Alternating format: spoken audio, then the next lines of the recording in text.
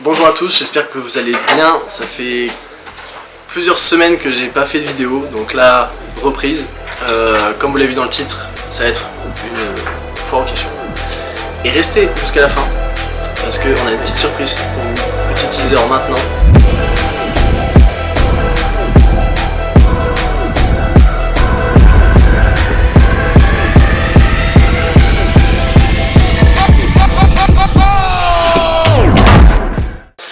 Donc voilà, donc on va commencer les questions et restez bien jusqu'à la fin. Comme vous le savez, j'avais dit que je reprenais les vidéos quand j'allais reprendre ma prépa, c'est-à-dire d'ici quelques jours. Et là je suis avec une invitée spéciale, on fait un feat. Pauline, bah du coup je te laisse te présenter. Alors du coup moi c'est Pauline, je prépare une compétition dans la NPC en catégorie de bikini.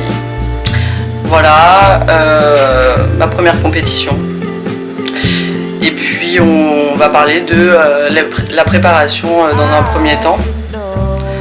Qu'est-ce que une préparation? Du coup, une préparation, pour ceux qui ne savent pas, c'est tout le cheminement qu'on va faire pour arriver compétitif sur scène. Donc selon évidemment les critères des catégories, moi par exemple ça va être d'être le plus musclé, d'être le plus sec possible. Donc pour ta caté, ça va être d'être en gros d'avoir un peu de masse musculaire mais pas trop. Faut que ça reste assez féminin, assez classe, on va dire. La finition musculaire, faut pas qu'il y en ait trop, c'est pas comme pour les bodybuildeuses ou même pour le wellness où elles sont quand même assez volumineuses. Nous on a un volume musculaire assez bas, assez faible. Et bah, du coup toi tu as commencé déjà ta préparation un petit peu avant. C'était quoi du coup ta première phase prépa? Alors moi j'ai commencé par la prise de masse qui a duré assez longtemps. Après j'ai eu une partie off, enfin avec le Covid et tout, de toute façon je pense qu'on a eu tous une grosse période off. Voilà, j'ai commencé ma préparation au mois de mars qui a terminé entre guillemets au mois d'août où du coup on a arrêté tout ce qui était cheat meal, pizza, hamburger, etc. Et en gros on me conditionne entre guillemets en sèche, mais je ne l'étais pas vraiment. Du coup tu étais sur un maintien de... Un maintien de poids, fallait pas que mon poids bouge, mais après on redessinait ma ligne sur tout ce qui était, tous mes déficits par rapport à ma catégorie, comme mes quads qui étaient beaucoup trop volumineux, mes épaules pas assez développées. Du coup moi c'est la première phase que je vais attaquer là dans... J'avais dit lundi 5, 6, 7, 6 ou 7. Non, pas 6, longtemps. Lundi 6 septembre, c'est là où moi j'attaque. Et j'attaque sur cette première phase de stabilisation. J'arrête tout ce qui est gras. J'essaie de manger le plus propre possible. Voilà, c'est la première phase où le poids, il va pas forcément bouger plus que ça. Et puis c'est après quand du coup tu attaques le dur. Là du coup, je suis dans ma phase sèche.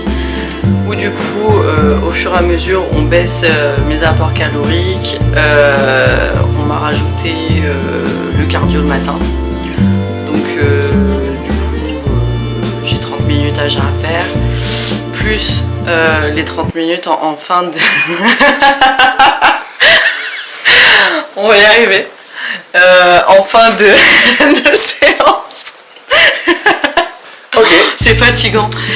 Bon, du coup, voilà. Est-ce que toi, t'avais raconté ta phase prépa, du coup?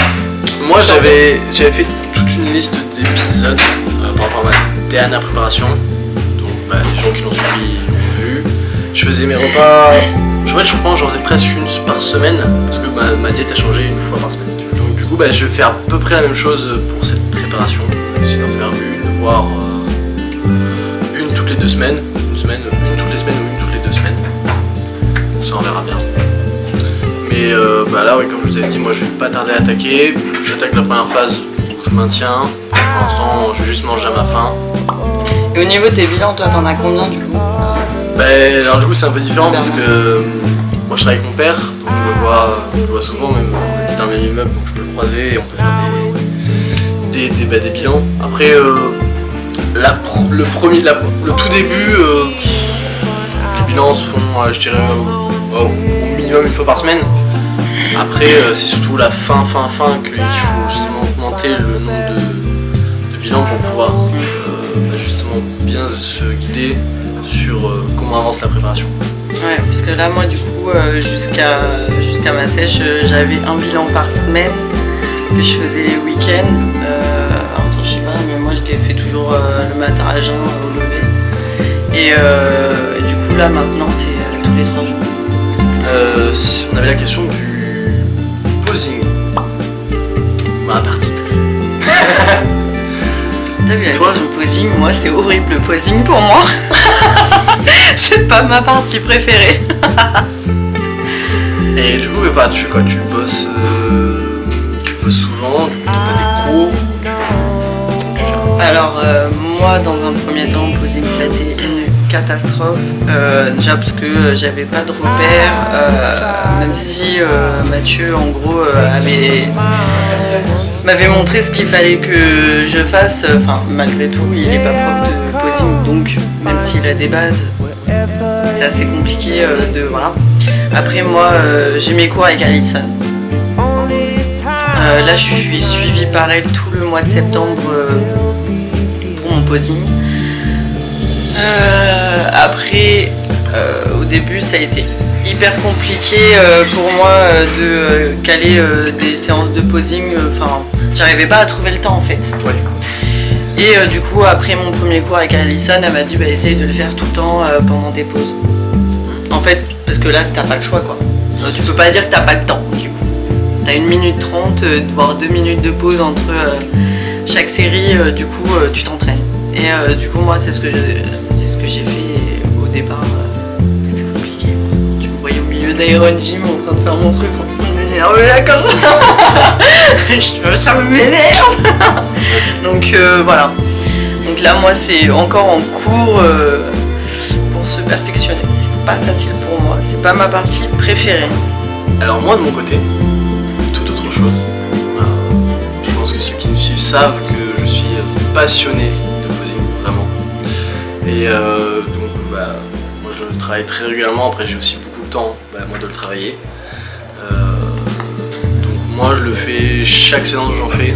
Ça peut être entre les séries, ça peut être... Déjà je pense qu'à la fin de chaque séance j'en fais. Déjà pour voir le pump de la séance, savoir si j'ai bien ou pas bien pumpé. Et comme ça permet de voir mes pauses, de les réviser, de tester d'autres trucs. Par rapport au posing libre, après là c'est encore toute autre chose. Parce que vous n'avez pas de posing libre? Vous avez que des imposés sur scène? Nous on a la routine et la comparaison. Alors normalement on passe une première fois toute seule. Et après on repasse du coup avec les autres filles. C'est un T-walk en fait, c'est ça? Ouais. Ok, alors que nous du coup body c'est... En premier t'as les comparaisons et ensuite t'as un posing libre, une chorégraphie que tu fais sur un temps et une musique que tu... Enfin sur un temps imposé et une musique que tu choisis. Et ensuite T'as choisi quoi comme musique? Moi j'ai choisi un truc un peu épique. J'aimerais bien En voir. plus du coup je l'ai modifié un peu parce que ça dépend des fédés, moi ma fédé il faut que ça soit 30 secondes. Donc du coup quand tu écoutes une musique, tu vois, tu te dis ok elle transmet un truc j'aime bien, tu vois, des tempos qui sont intéressants, pas que ce soit trop rapide, pas que ce soit trop lent, parce que 30 secondes en plus ça va vite.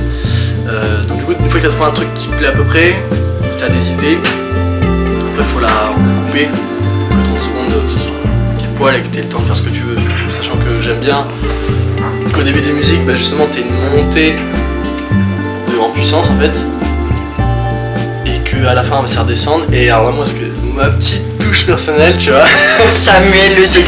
que ça redescend, t'as un moment de calme et t'as un dernier pic le climax tu vois. Et on a pu le voir sur mon dernier posing que j'ai fait à la WNBF. T'as changé de musique? Oui j'ai changé de musique, j'ai changé de posing aussi il y a des éléments qu'on retrouve et du coup ça c'est pareil, c'est un peu ma patte. Du coup il y aura une petite surprise pour sa compétition.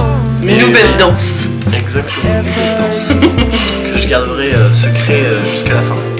Toi tes entraînements ils changent pas? Genre là passe en sèche? Alors moi, normalement, mes entraînements, ils changent, enfin mes programmes changent toutes les 5 semaines. C'est rare qu'ils soient modifiés pendant le cours de ces 5 semaines. Ça arrive, c'est déjà arrivé, mais c'est hyper rare. Je sais pas comment toi... Bah moi c'est plus... tant que ça marche, tant que j'ai une phase de progression, on change pas. Pourquoi changer l'équipe qui gagne? Donc du coup voilà, tant que je progresse, bah, on change pas, sachant que bah, je suis quand même assez libre hein, sur mon programme. En gros, ma programmation ça va être de faire tel jour tel muscle.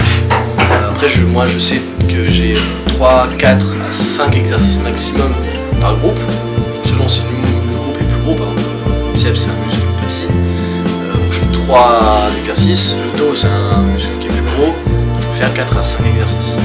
Voilà, donc ça je sais, et après bah, c'est moi qui modifie, si par exemple bah, j'ai envie de faire du rowing, je sais quelle partie j'ai à travailler, donc voilà, si j'ai envie de faire du rowing, si j'ai envie de changer d'exercice, de machine, de faire des poulies, de faire des haltères, voilà, je me permets de varier pour varier les angles, varier les films. Ah, donc voilà, donc, si ce n'est la programmation des jours, l'entraînement, non, ne change pas. Moi c'est Mathieu qui choisit tout. Je suis son élève. Jusqu'au bout. Je choisis rien. Donc je fais ce qu'il me dit. Donc ouais, après moi, ben, voilà, comme je vous avais dit, je vais continuer à faire des vidéos régulièrement. En plus, je vais lancer quelques vidéos bah, justement par rapport au posing. Donc je vous en dis pas plus, ça arrive bientôt. Et toi, tu publies Non, après moi je mets tout sur Insta. YouTube, je suis pas hyper active. Tu vois. Donc allez là-dessus sur Instagram, là comme ça, je vais faire. Non, c'est dans le sens. Je vais sur Instagram. Et puis voilà, en vrai, on a fait le tour, hein, tu vois, finalement, elle est pas si longue que ça, la vidéo. Soit à la fin, soit en début, tu vois. Oh, comptez sur moi pour mettre un peu d'animation sur le film. Ah mais c'est génial, continue comme ça. Et pourquoi t'es allé dans le body, toi? Je sais pas. Parce que...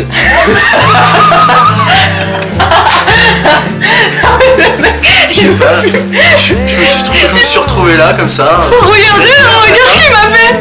Je me suis retrouvé là un matin, perdu, je me suis dit, Je me suis dit, c'est la destinée. et si je me faisais des muscles, quoi? Non, j'avais dit dans 2-3 interviews qu'on m'avait fait.